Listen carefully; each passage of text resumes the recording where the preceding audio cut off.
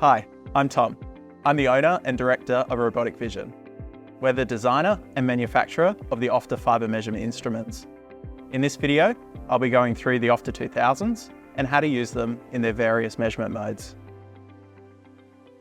The OFDA 2000 is designed for easy setup and usability. Let's start with the connectors. For the benchtop model, all of the connectors are on the back panel. The power connector can go into either port. Make sure to tighten the locking ring. If the power is on, the internal white light should also turn on. If you have the older model, a green light on the control box will turn on. For the portable model, the connectors are all on the front of the control box for easy access. Just like the benchtop, you can plug into either port. Just make sure the locking ring is tightened. The background lights behind the control box and the front-facing green light should turn on when the power is plugged in. Next, connect the USB cable.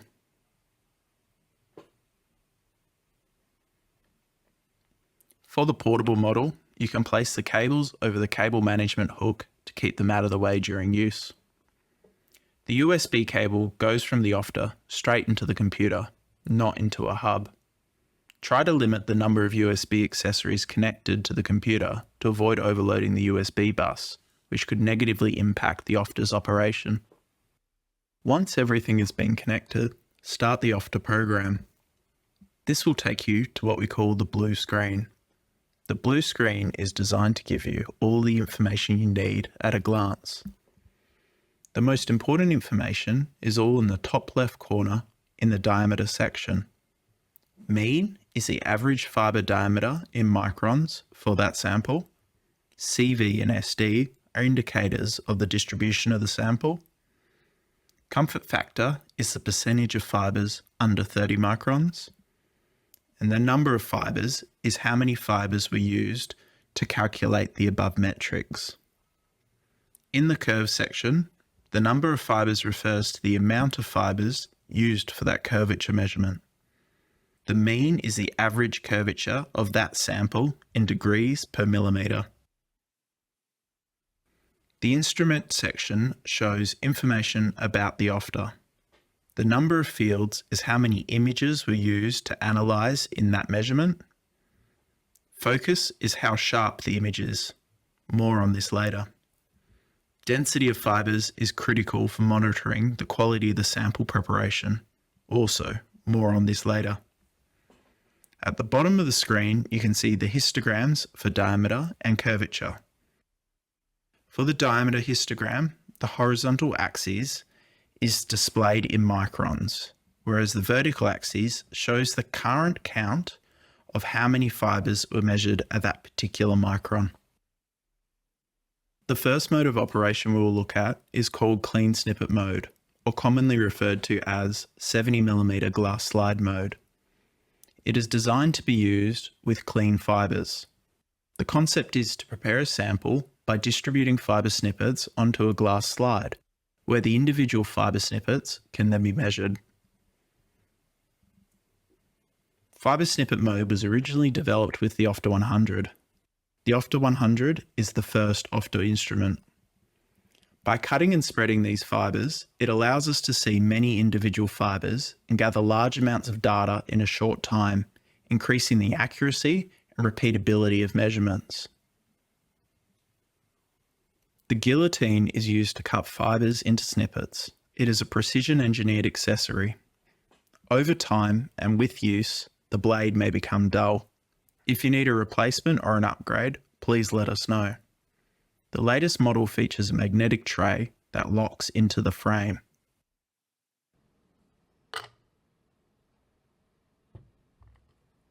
However, older models will use a stainless steel tray.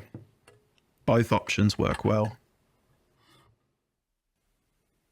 To use the guillotine, place the appropriate amount of fibres into the device and push down. The fibres will fall directly into the tray.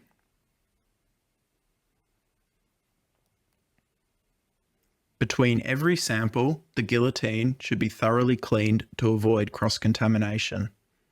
A vacuum is the best method. Make sure you clean everywhere, including underneath where fibres can accumulate.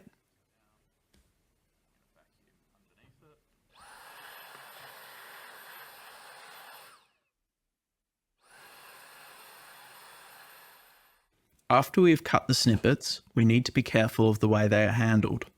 Too much agitation or movement and the fibre snippets can fly away. This is especially critical for fine fibres like merino wool and cashmere. We want to use clean tweezers to select a sample. If too much sample is picked up, do not tap it to drop some off. This can bias the measurement, as the coarser, heavier fibres are more likely to drop off, and the finer fibres are more likely to fly away. Instead, use tweezers to pry the fibres apart into good amount. The spreader is used to evenly distribute the fibre snippets onto a 70mm glass slide. Plug the spreader into its dedicated power supply, making sure to tighten the locking ring. Next, place a glass slide underneath the spreader. Place the appropriate amount of sample into the spreader. Then press the green button to start. Ensure all of the fibres have fallen through before stopping the spreader. Coarser fibres fall through much quicker than finer fibres. Stopping the spreader early will bias the measurement.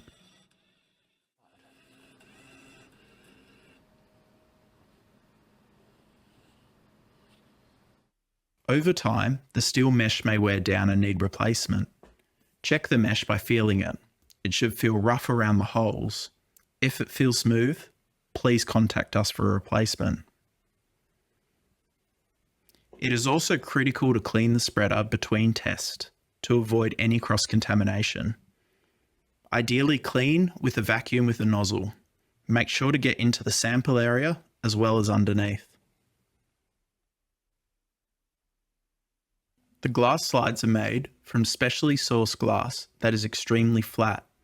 The thickness of the glass is set to a very tight tolerance of 50 microns to ensure consistency and avoid any focus issues.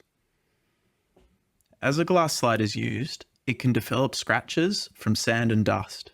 These scratches can sometimes resemble fine fibres. To avoid any potential biasing of measurements, slides should be discarded when they show signs of wear.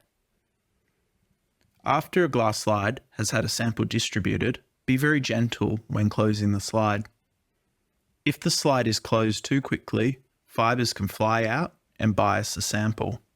Every piece of glass is checked for size, thickness, and scratches at the factory before it is approved for use. Contact us to source more if you need it. To achieve the most accurate measurements, we want the fibre count to be as high as possible, so the OFDA has the most data to work with. With practice, operators will develop the skill to estimate the appropriate sample size. The amount of fibre needed will vary depending on the micron and fibre type. The density of a 70mm mode measurement should optimally be between 10 and 25% to give the highest fibre count. The density of a slide is dependent on how much sample is placed into the spreader. If not enough sample is placed into the spreader, the slide will result in a low density and inaccurate readings. However, if too much sample is placed into the spreader, it will result in the fibres being tightly packed. This leads to a lower fibre count, as individual fibres cannot be distinguished by the OFDA. With practice, operators will develop the skill to estimate the appropriate sample size. The amount of fibre needed will vary depending on the micron and fibre type. Do some tests with your fibres to find what is best. A slide adapter is used to hold the prepared glass slide. The 70mm adapter magnetically couples to the stage. When installing, ensure both the stage and adapter are clean and there is no debris under the feet.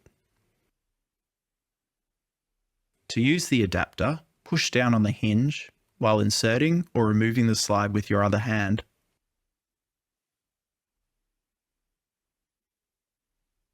This is an example of the OFDA with its fibre snippet mode using the 70mm glass slide. So here I have a sample of wool sliver.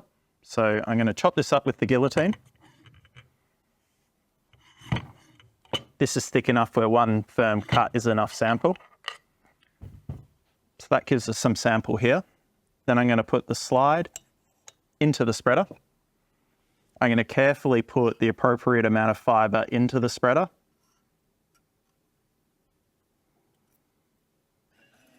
I'm going to start that.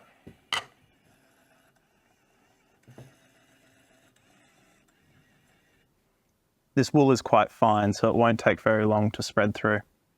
I'm going to very carefully close the glass slide before putting it into the adapter. From there, you just hit the spacebar on the laptop, where you can then put a sample ID in if needed. In the meantime, I can vacuum up the accessories.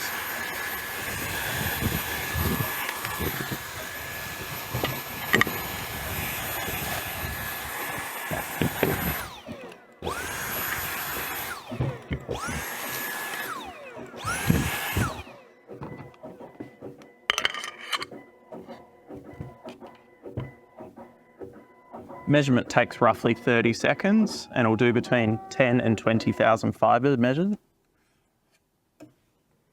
That's the slide completed, and we can also vacuum that off, ready to go again.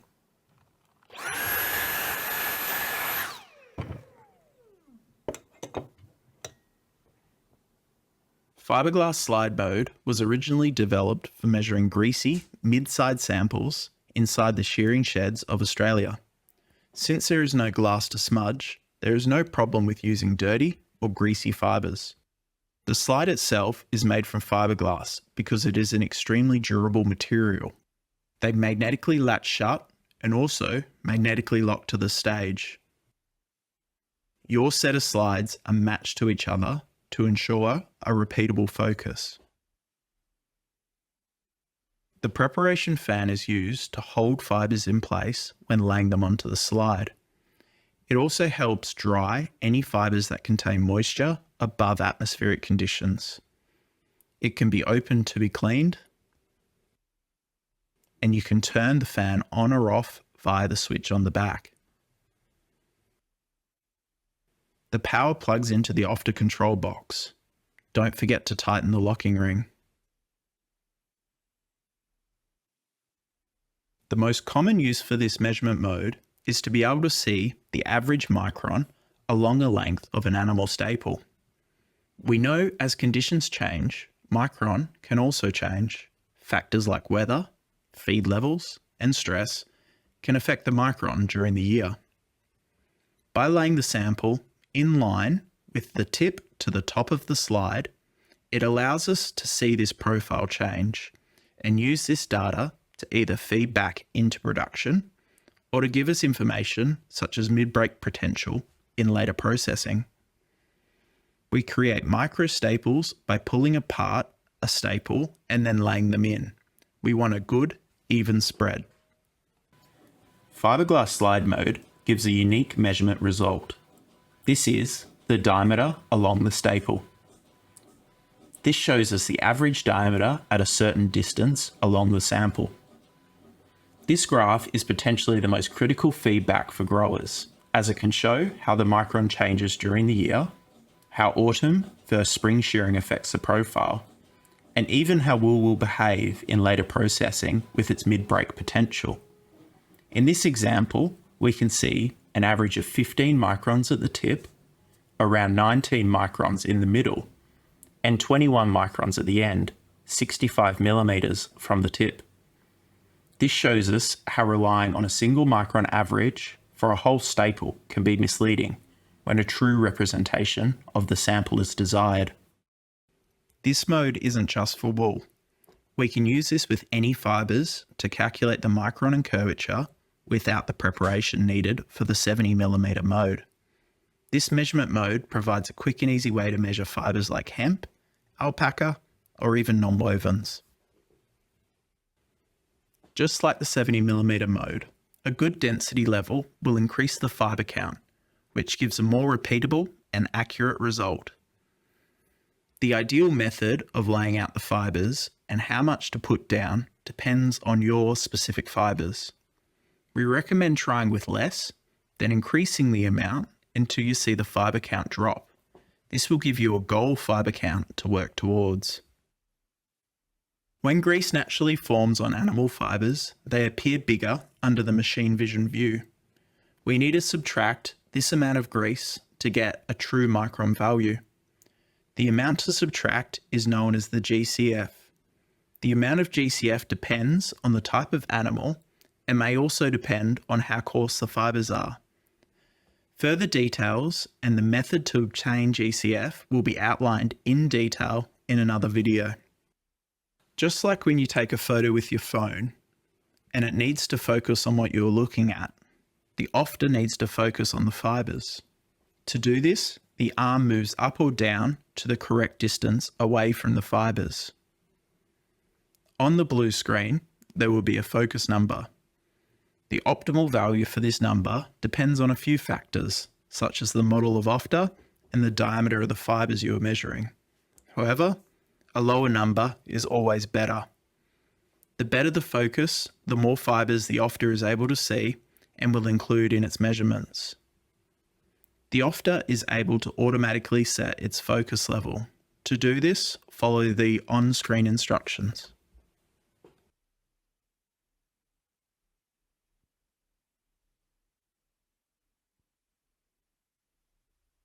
The best way to open Meswin is to go to the OFDA program, File, then open File in Meswin. This will link the OFDA and Meswin programs together. All of your OFDA measurements are saved into a MES file. This is a text-based file that contains the data from your measurement. In Meswin, you can go back and look at previous MES files. Meswin allows you to export and save reports containing the results and histograms from your measurements. There are many different options for what you would like to include in your reports, but to save, go to File, then Print.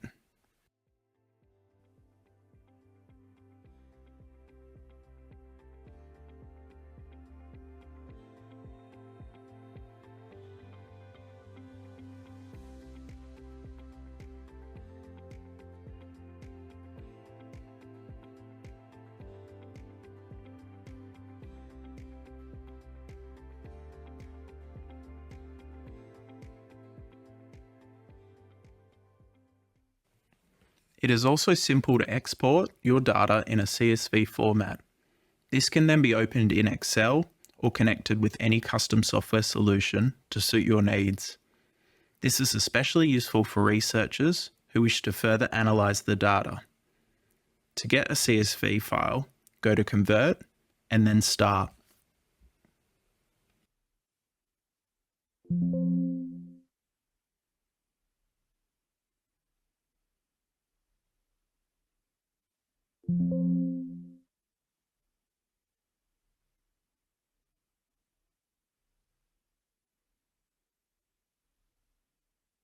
We always recommend to save your data in more than one place. The OFDA will save its results wherever the MES file is located. We recommend taking advantage of using cloud-based storage solutions such as Dropbox or OneDrive to automatically back up your data.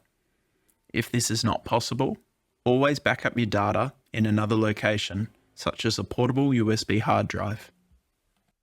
The OFDA needs very little maintenance. However, it is recommended to keep the instrument clean from grease and dust. Any contaminants on the glass optical surfaces may affect the focus or image quality. Use a soft brush and Windex or a common glass cleaner to keep the glass clean. Make sure not to scratch any of the glass. Every 6 months to 1 year, the bearings should have a small amount of oil put into them. The best way to do this is to place 1 or 2 drops on the linear rods and then move the arm backwards and forwards. Use a multi-purpose light machine oil. Thanks for joining me for a look at the OFDA 2000. If you have any questions or inquiries, please don't hesitate to reach out or have a look at our website, ofda.com, for the latest news and updates. I'll see you next time.